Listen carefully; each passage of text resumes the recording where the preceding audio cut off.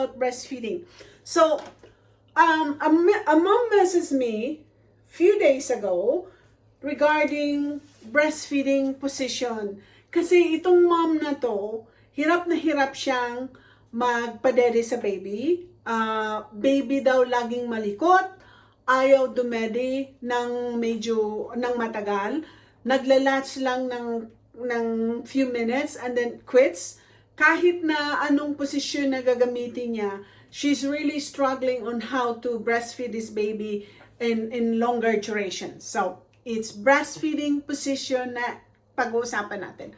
I have few of these videos before about breastfeeding position, but specifically for this problem, kaya ako sasagutin, I'm gonna help this mom to figure out kung what's really the problem, why the baby is refused to latch with the positions na ginagamit niya sa pag-breastfeed. So, I have my big baby here. This baby probably about 9 pounds size. So, sa mga Filipino babies, normally,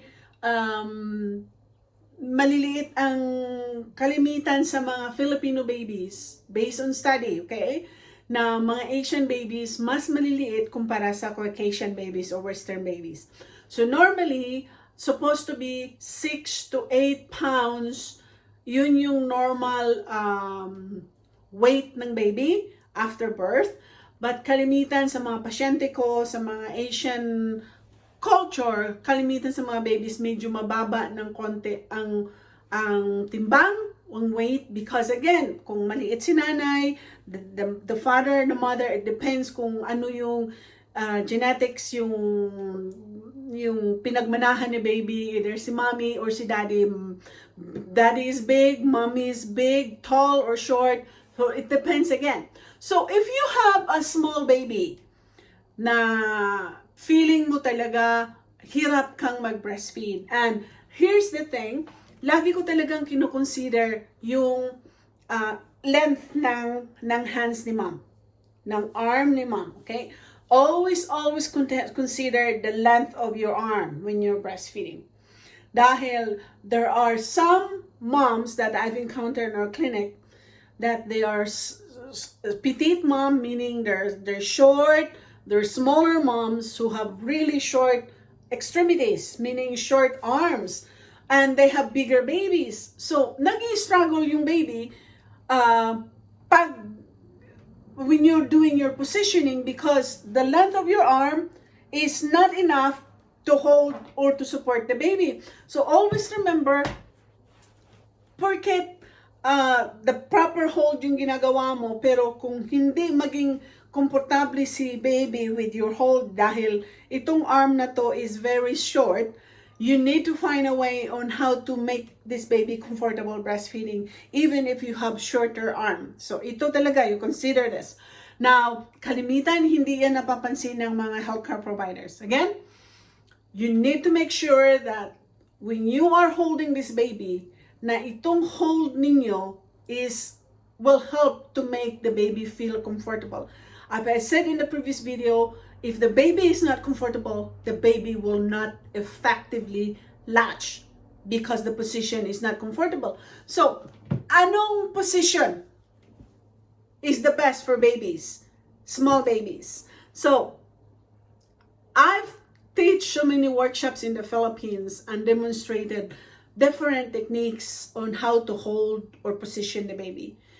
You have to always ask yourself first, are you comfortable in your position?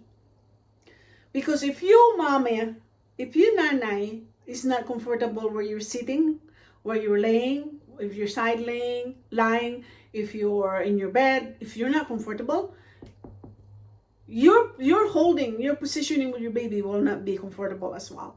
So make sure, mommy, nanay, that you are comfortable.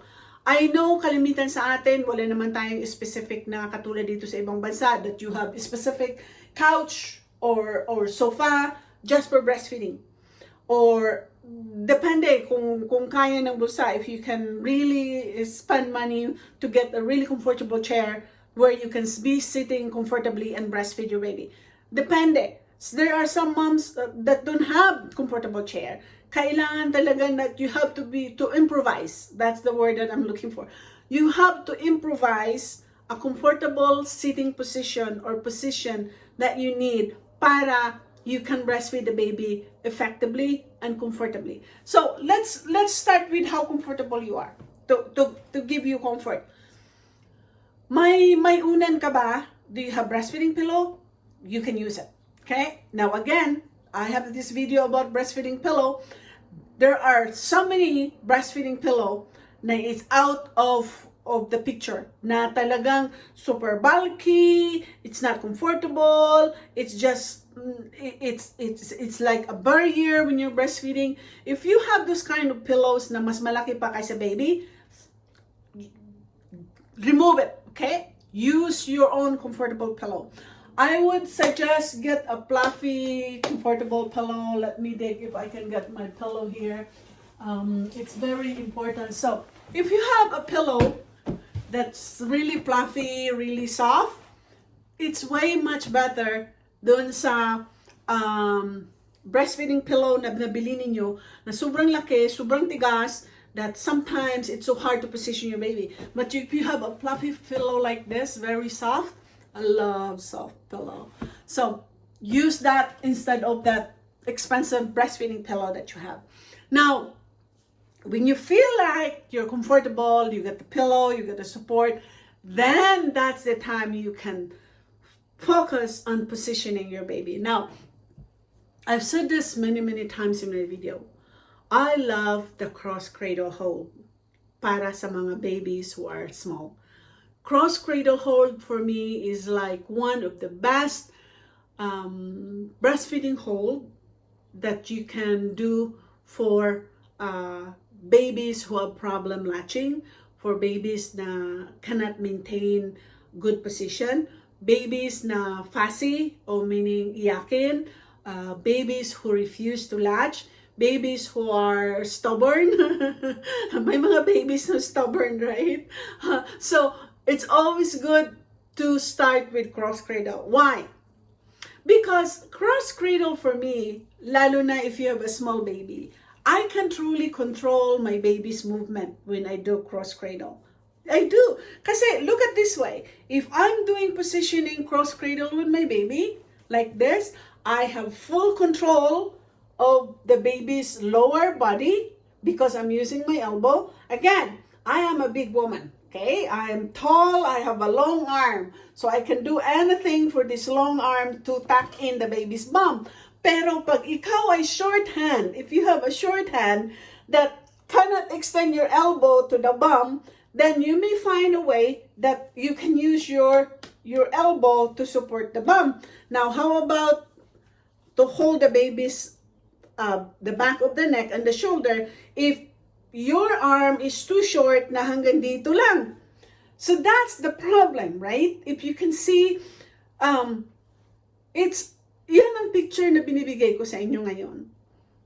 The problem is, minsan, hindi in-explain sa atin na yung problema pala sa positioning is because of the mother's short arm. Hindi yung sa baby, okay? So, it's always good to understand kung how important it is for your hold if you have the capability na masupport mo yung baby even if short yung arm mo. So, figure it out how you can do this, okay? So, you have short arm, you need to establish the baby's bum, okay? You need to establish the baby's head and the back of the neck, okay? Dahil if this head is not established, na laging nagmo-move ng ganito, then breastfeeding will not be effective. So again, there are so many considerations. Maraming konsiderasyon na you really have to figure out kung anong komportableng position sa'yo. Pero based on my experience, ang pinaka-the best talaga sa babies na it's hard to latch, difficulty latching, refusing, moving a lot, especially moving a lot. So kung si baby moving a lot, isa sa mga strategy ko is swaddle the baby. Again, when you swaddle this baby, make sure you free his hands. Kasi sometimes, pag sinuswaddle mo kasama yung hands, lalong the baby gets more stressed, the baby will fight more. It's better just free these hands and then make sure you swaddle the legs. However, there are some babies who just put their hands everywhere, pushes everything, so then do something on these hands. But don't take it too long. If you're breastfeeding for 30 minutes and these hands is tight like that, minsan the baby gets frustrated. So when you feel like the baby naka-relax na ng konti, then let go the hands. Okay? Let go the hands. Let the baby relax. Because these hands is very important. The hands will touch. Pag nagbe-breastfeed ka, normally some babies, especially when they get older, maybe 3 months, 4 months, 5 months, they start to touch, doing this to the breast. That triggers more letdown. Okay, it stimulates more of the breast when the baby is touching it like this.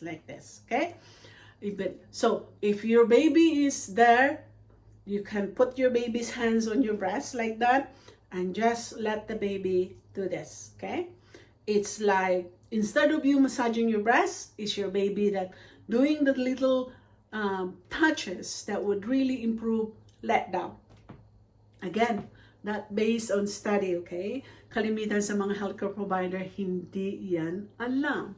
So, pay attention when you're breastfeeding and you feel like the baby is already rested, hindi na fussy, then let the hands go and then do the tricks, okay? Let the baby, it helps to stimulate more the breast. Now, again, there is no such thing as perfect position.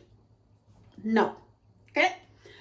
Magiging perfect lang yung position when the baby is older, when the milk is fully established, kung nandiyan na yung milk, magiging, and the mom is also comfortable. Na wala ng pain, na si mom is feeling relaxed. Doon mo lang makikita na magiging perfect yung latch mo, na magiging perfect yung position mo. But it's for babies, newborn na talagang marami pang problema, lalo na if there was any complication during birth, there's really a problem with positioning on the latch that you need to know. Kung anong problema, either the mom has a problem or the baby has a problem. It's sometimes both. So again, thank you for watching today. More videos to come. Please share this video to some moms. I would really like to hear if you have any suggestions, if you like this video, if you have any questions, if you feel like na you're not comfortable mag-message, you can do message sa akin privately if you have questions. Dahil tinitingnan ko yung mga message ko when it comes to breastfeeding, if you're bottle feeding or formula feeding, I'm here to help you. So thanks again for watching. Bye for now. Please continue to subscribe.